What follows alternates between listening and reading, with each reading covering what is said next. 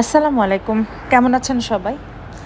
তো ঘুম থেকে উঠেই হঠাৎ করে প্ল্যান হলো যে আমি আর আমার হাজব্যান্ড দুজন মিলে কেএফসিতে যাব। তো আমার হাজব্যান্ড খুবই কোঅপারেটিভ একজন মানুষ। তাকে যখনই বলি যে আমাকে এখানে নিয়ে যাও বা ওখানে নিয়ে যাও, আমি কোনো একটা শখ করলে বা কোনো একটা আবদার করলে আমার হাজব্যান্ড কখনোই সেটা অপূর্ণ রাখেন না। সাথে সাথে আমার সেই আবদারটা পূরণ করার ট্রাই করেন।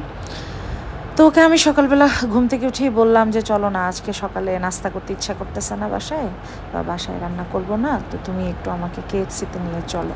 অনেক দিন তো কেএফসি বার্গার খাই না, এখন তো আসলে মানে কি বলবো, আগের মতো আর হয়ে ওঠে না। আগে তো প্রতি সপ্তাহে একবার দুবার যেতাম কেএফসিতে, এখন আর বাইরে বেরোতে ভালো লাগে না। আর আসলে এনভায়রনমেন্টের যে অবস্থা, বাইরে যে গরম, এত গরমের ভিতরে কোথায় যাব বলেন? এত গরমের ভিতরে আসলে কারোই মন চায় না যে কোথাও একটা যাই বা কোথাও একটা যে কিছু একটা করি, এটা মনই চায় না। কিন্তু তারপরও কেএফসি তো আর মিস দেওয়া যাবে না, তো ওকে রিকোয়েস্ট করলাম, ও নিয়ে গেল। তো যাওয়ার সময় খুবই মানে আনন্দ লাগছিল, কারণ আমি পার্সোনালি রিক্সা ভ্রমণ অনেক পছন্দ করি। অটো রিক্সায় উঠে আমি আমার হাজব্যান্ডের সাথে নানান গল্প করতে করতে যাই। আসলে বেসিক্যালি আমরা দুজন খুবই বন্ধুর মতো, আমরা প্রায় সেম এজের মানুষ, আমাদের বন্ধুত্বপূর্ণ একটা সম্পর্ক আছে। তো এই বন্ধুত্বপূর্ণ একটা সম্পর্কের কারণে দেখা যায় আমরা হাজব্যান্ড ওয়াইফ কম, হাজব্যান্ড ওয়াইফের থেকে আমরা বন্ধুটা বেশি। তো আমাদের ফ্যামিলি থেকে বলে যে আমরা নাকি দোস্ত দোস্ত। আমরা হাতের ঝিল বা অন্যান্য কোনো জায়গায় যখন আমরা ঘুরতে যাই, তখন আমরা দুজন বন্ধু বন্ধু হাঁটি, মানে কাঁধে হাত দিই। আমাদের খুবই সুন্দর একটা মিষ্টি সম্পর্ক আছে। তো সেটাই। আর ও যদি আমাকে বাইকে করে বা গাড়িতে করে কোথাও নিয়ে যায়, তখন দেখা যায় যে ওর সাথে তেমন একটা গল্প হয় না, ও গাড়ি চালানোতেই বিজি থাকে। তো আমার ওই জিনিসটা একদমই ভালো লাগে না, খুবই বিচ্ছিরি লাগে বিষয়টা। তো আমি সব থেকে পছন্দ করি আমি আমার হাজব্যান্ডের সাথে রিক্সাতে যাব। আর আমি বেসিক্যালি একজন মাটির মানুষ। এখন আপনারা বলতে পারেন তো মানুষ তো মাটিরই হয়। না ভাই, মানুষ মাটির হলেও মানুষের চিন্তা ভাবনা মাটির মতো সুন্দর, নির্মল থাকে।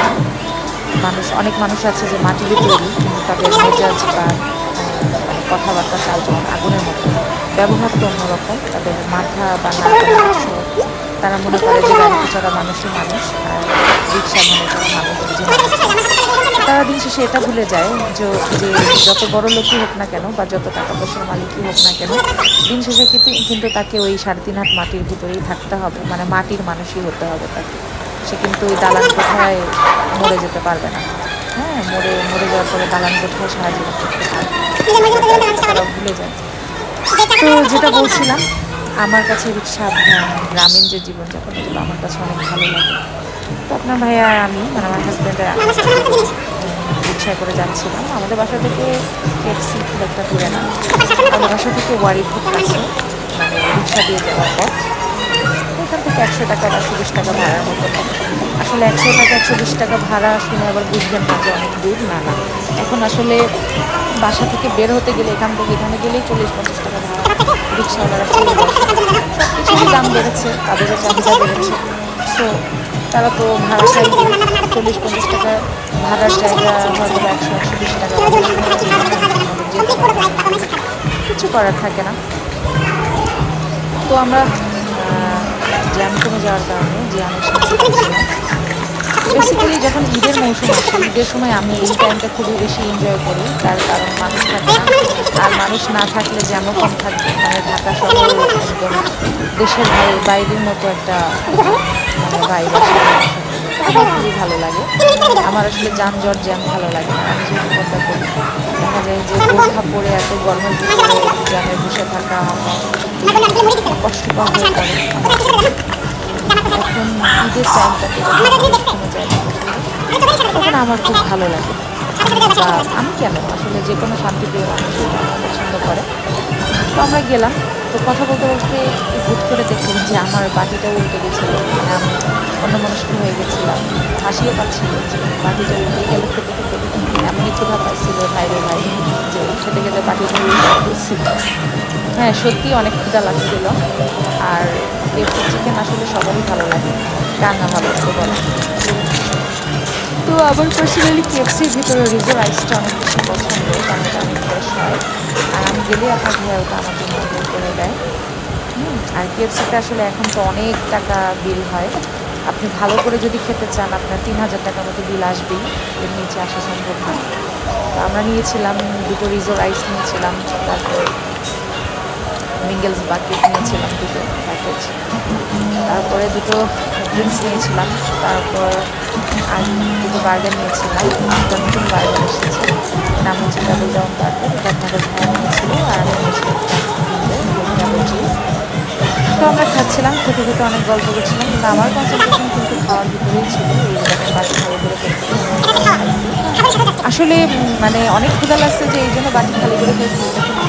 আমি মনে করি খাবার দাবারের সাথেও জাস্টিসের দরকার আছে, কারণ আপনি যে কোনো একটা খাবার নিলে সেটাকে খুব ভালোভাবে খাবেন, সেখানে কোনো উচ্ছিষ্ট রাখবেন না। মানে উচ্ছিষ্ট বলতে ভাত লেগে থাকবে, তরকারি লেগে থাকবে, সেটা হতে পারে না। এটা ইসলাম ধর্মেই আছে যে খাবারের কোন অংশে যে বরকত লুকিয়ে আছে সেটা কিন্তু আমরা ঠিক জানি।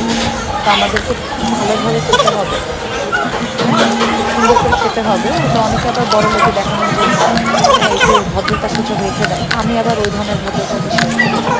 আমি মনে করি খাবার খুব ভালোভাবে খেতে হবে, খাবার খেতেই হবে, হ্যাঁ, বড় লোকের কোনো দরকার নেই।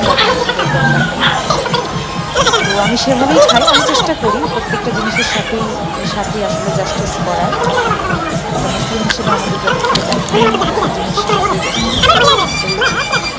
সেটা করে থাকি। আর খেতে খেতে একটা পর্যায়ে দেখলাম একটা মহিলা আমাদের মাঝে, আমার এই স্বভাবটা আসলে খুবই অপছন্দ, আমি এটা একদম পছন্দ করি না। আমি বুঝি না ভাই ভাই মানুষের কেন এত খেতে বসলে মানুষ উঠতে পারে। আমি তো ভাই এরকম খাবারের আমার হাজব্যান্ড বলতেছিল যে ওর নাকি পেট মানে কামড় দিচ্ছে,